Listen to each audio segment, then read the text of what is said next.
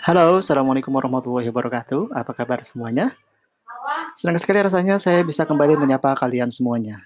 Di video kali ini saya akan menjelaskan mengenai beberapa aplikasi presentasi yang bisa kalian pakai untuk kegiatan-kegiatan public speaking kalian.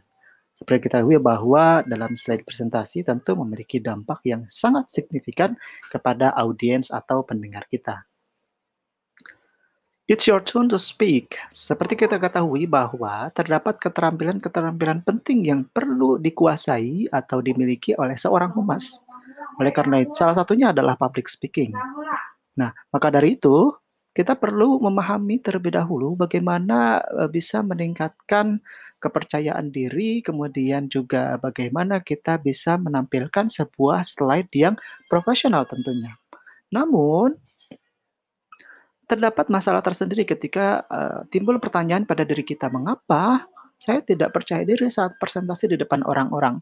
Maka terdapat faktor-faktor penting yang mungkin membuat, kalian merasa tidak percaya diri, takut, nervous misalnya. Maka ada hal-hal atau strategi-strategi penting supaya bisa menguasai itu semua.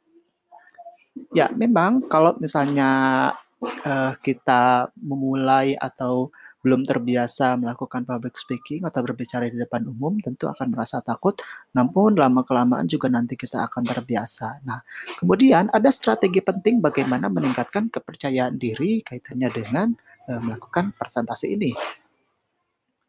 Nah, mengapa presentasi itu penting? Jadi ada beberapa hal yang membuat, presentasi kemudian kalian perlukan dalam public speaking kalian. Data menunjukkan bahwa 65% orang adalah pembelajar visual, 30%-nya adalah pembelajaran secara auditori atau melalui pendengaran, dan 5%-nya itu pembelajaran melalui kinestetik atau melalui gerak. Nah, dengan slide akan memberi dukungan visual dan meningkatkan kemampuan untuk mencerna, memproses, dan menangkap materi. Sehingga audiens ketika kita menampilkan presentasi, ketika kita public speaking misalnya, dengan data-data, visual, ilustrasi yang mereka tampilkan, maka pembelajaran atau materi yang kita sampaikan itu lebih efektif. Seperti halnya ketika saya menjelaskan ini, terdapat beberapa visual-visual yang saya tampilkan supaya kalian lebih memahami maksud dari apa yang saya sampaikan ini. Berikutnya, beberapa dampak dari slide ini adalah yang pertama, presentasi akan meningkatkan engagement atau keterlibatan dengan audiens. Karena dengan slide presentasi ini tentu orang akan apa artinya bahasa yang kita pakai atau informasi-informasi yang kita sampaikan itu akan meningkatkan engagement dari audiens itu sendiri.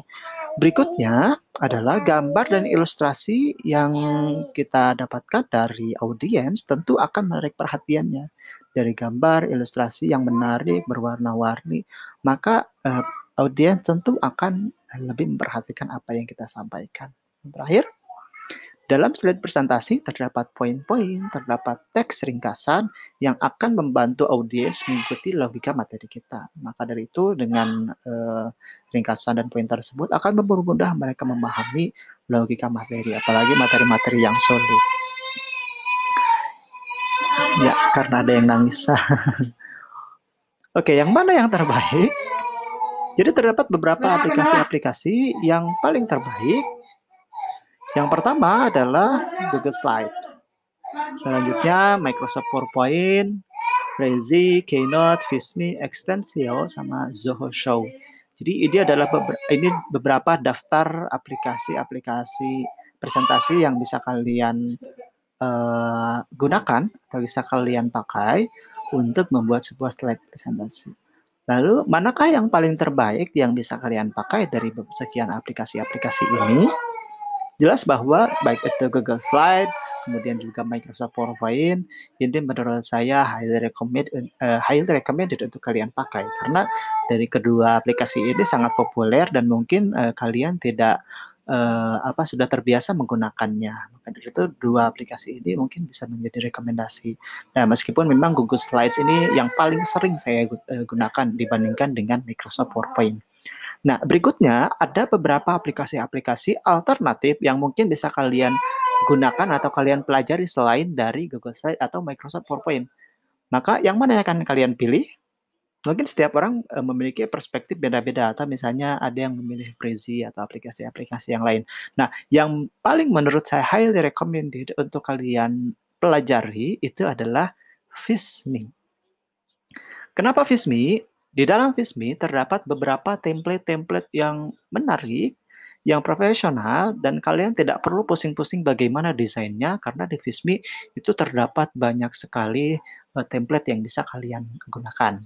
Dan di Visme ini, selain visualnya yang sudah tersedia, kalian juga tidak perlu repot-repot menentukan animasinya bagaimana, karena di template-nya juga sudah termasuk animasi-animasi dari slide tersebut. Jadi tidak akan mempersulit kalian. Yang perlu kalian siapkan hanyalah data-data. Jadi di Visme ini template-nya sudah cukup bagus, lengkap gitu.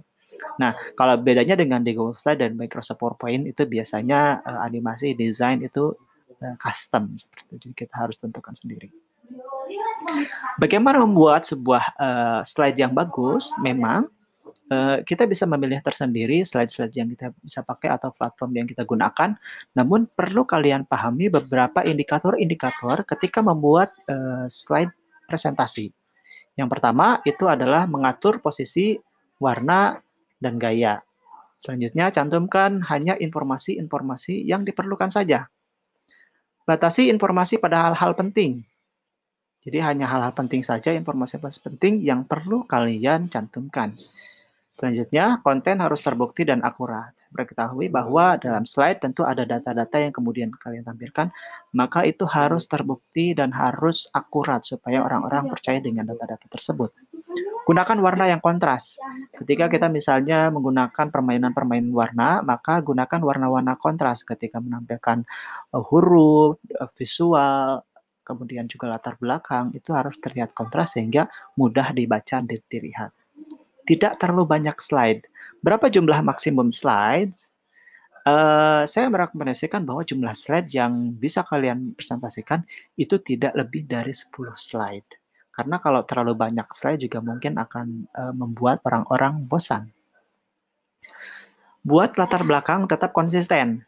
Kalau misalnya latar belakangnya putih, maka semuanya putih. Kalau misalnya warnanya kuning, maka semua slide-nya itu berwarna kuning. Itu bagian dari konsistensi supaya orang-orang tidak lelah dengan terlalu banyak warna yang kalian gunakan. Dan terakhir, gunakan template design. Ya, memang template design tidak ada salahnya ya ketika kita gunakan karena saat ini banyak sekali template-template gratis yang bisa kalian gunakan, yang bisa kalian modifikasi dan digunakan untuk presentasi yang menarik. Lalu, dari mana saya bisa mendapatkan sumber-sumber template yang gratis ini? Nah, di sini saya berbagi beberapa link yang bisa kalian akses supaya kalian bisa mendapatkan beberapa template yang menarik, yang bagus, yang cocok, yang sesuai dengan yang kalian inginkan. Di sini ada slidesgo.com, ada visme.co, canva.com, mungkin ini juga kalian sudah populer. Ada PowerPointify, prepowertemplatedesign.com, dan Slides Carnival. Jadi kalian bisa memilih mana yang bisa kalian kunjungi, kemudian kalian download. Ini sudah saya urutkan ya, urutkan yang paling menarik di antara slide-slide ini. Memang yang paling pertama ini yang desainnya juga bagus-bagus banget, kemudian juga visme.co, Canva juga bagus. Ini ketiga ini menurut saya slide-nya sangat kekinian sekali dibandingkan dengan mungkin tadi yang PowerPointify, Free PowerPoint Template Design sama Slide Carnival agak klasik ya desainnya, tapi tidak ada salahnya ketika kalian mengaksesnya atau memerlukan template-template tersebut.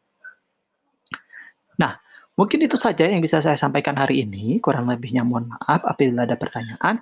Jangan sungkan untuk bertanya dan sampai bertemu di video berikutnya. Assalamualaikum warahmatullahi wabarakatuh.